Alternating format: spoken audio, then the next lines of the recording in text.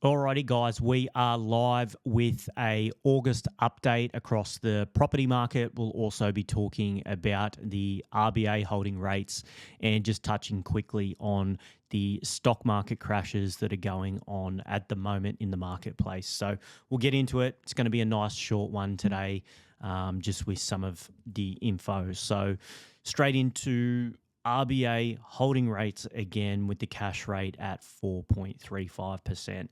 So we did see the CPI rise 1% over the June quarter, and then yearly inflation was 3.8%. Now, that yearly inflation was in line with the RBA's expectation. And then once we trim the mean, taking out volatile price changes, it actually decreased this quarter versus last quarter, which is, I guess, a positive sign. The governor did touch on as well the fact that they don't have in their plans over the next 6 months for rates to reduce. So as an investor, just have that in mind. Don't have the expectation that rates are going to drop in the next 6 months. No one's got a crystal ball. We thought that they would have already taken place by now, but they haven't. So just keep on tracking on and doing your thing in the property market.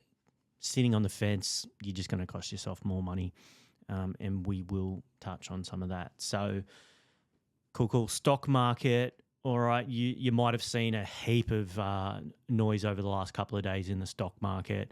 Some kind of big crashes, lots of money lost in the stock market, massive drops. Japan's biggest crash since 1987. I won't really get into it too much, but so the US July payroll report reported that US unemployment rate rose to 4.3%, and that's 4 consecutive months of rises. So that's just causing a little bit of uncertainty, I guess, in the marketplace. And this is just really why we love property and why the stock market is just so much more volatile. It's a really easy exit out of that stock market opposed to property, where it does take a little bit longer if you want to sell that asset to get out. Especially in the Australian property market, we're heavily reliant on the residential property market. So it just gives a lot of confidence when you're going out there investing. The crashes aren't so crazy in property. It does take time to do so. And that's getting into the next point where the right locations are still performing, okay, in Australia. So as per CoreLogic, 31st of July, there was some really good movement in Brisbane, Adelaide and Perth, what we've picked to perform well this year. Brisbane for the month, 1.1% growth, Adelaide 1.8% growth, and Perth 2% growth. These markets are pumping at the moment. They've grown a massive amount this year alone already. So across those 3 capital cities, on average, they have grown $88,000. So I did something on socials kind of explaining this in depth. You now have to, if you wanted to get into those property markets, on average, you have to borrow $70,000 more if you're borrowing at 80% to get into those marketplaces. So whatever you're going to try and save in a reduction in interest rates in the future, there is absolutely no way that saving is going to outweigh you going out having to borrow $70,000 more for the same asset and then paying that off. It's going to take you years to pay that off. So Sydney kind of pretty much sat flat, 0.3% for the month. Melbourne dropped 0.4%. Hobart dropped 0.5% and Darwin dropped 0.2%. Canberra sat flat. So nationally, there was a rise of 0.5%, but if then you obviously break that down to each individual city, there's still some really strong performers across those marketplaces.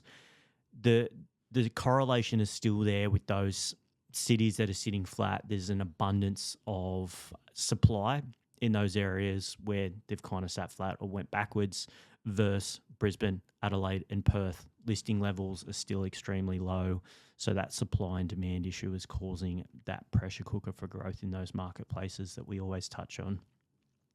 So since the onset of COVID, this is July data 2024 as per CoreLogic, Sydney has rose 28.7%, Melbourne has grown 10.6%, Hobart 26.9%, Darwin 26.3%, Canberra 31.8%, and then the top performers, right? Brisbane 64% growth, Adelaide 66% growth, and Perth 70% growth.